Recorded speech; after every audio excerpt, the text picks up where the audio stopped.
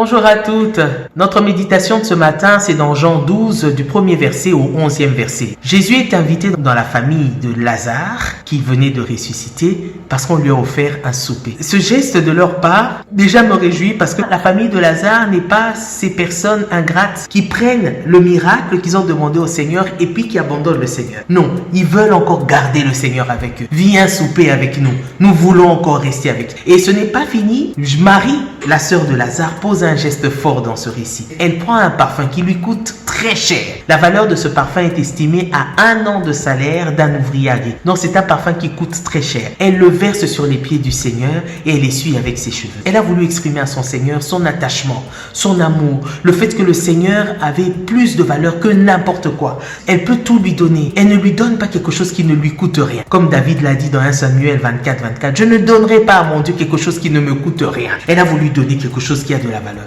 Quelle est la valeur des choses que tu donnes à ton Seigneur, que tu consacres à ton Seigneur, du temps que tu donnes au Seigneur? Et de plus, son geste n'est pas compris, pas approuvé par tout le monde. Mais c'était pas ça qui était le plus important. Le plus important, puisqu'en nous posons un geste pour notre Seigneur, que cela réjouisse son cœur. Si cela réjouit son cœur, ne faisons pas cas des critiques. Et ici, le geste de Marie a réjoui le Seigneur. Et même le Seigneur lui-même a parlé pour défendre Marie en disant, laissez-la faire. Elle le fait pour le jour de ma sépulture. Parce qu'à l'époque, on venait mettre des parfums. Et les funérailles coûtaient très cher parce que les parfums, il fallait les acheter, c'est des parfums qui sentaient fort et qui coûtaient cher pour éviter que le corps, en se décomposant, ne puisse diffuser des mauvaises odeurs. Donc, elle le fait de manière un peu, comme pour dire, prophétique. Donc, et le Seigneur approuve cela. Et le Seigneur est le seul qui pouvait mieux mesurer la valeur du geste qu'elle a. Le Seigneur est le seul qui peut mesurer la valeur de tous les sacrifices que tu fais pour lui, que tu fais pour son œuvre, que tu fais dans ta vie pour marcher avec lui. Les choses auxquelles tu renonces,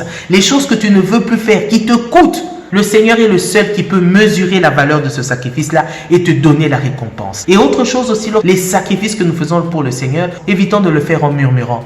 Évitons de le faire par zèle amer pour rendre les autres jaloux ou pour se mettre en avant. Faisons les choses pour toucher le cœur de notre Dieu pour qui nous le faisons. Nous allons parler de Judas. Judas critique le geste de Marie. C'est tout à fait normal que Judas critique le geste de Marie.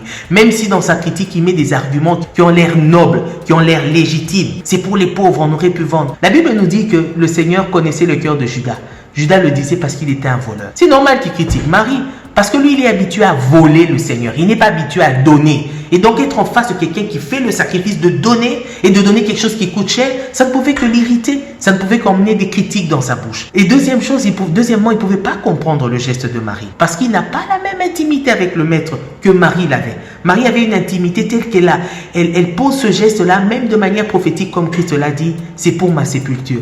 Et lui ne pouvait pas comprendre ça. En tout cas, je nous encourage ce matin à poser des actes pour le Seigneur, à grandir dans les sacrifices pour le Seigneur, à augmenter notre niveau de consécration, de sacrifice et de dévouement vis-à-vis de notre Maître. Et tout ce que nous posons pour lui, il est le seul qui peut mesurer la valeur, accorder la vraie valeur, même si nous n'avons pas la reconnaissance de la part des hommes dans les choses que nous faisons pour Dieu. Parfois on le cherche, que les hommes nous applaudissent, que les hommes nous encouragent ou qu'ils nous fassent un compliment dans ce que nous faisons.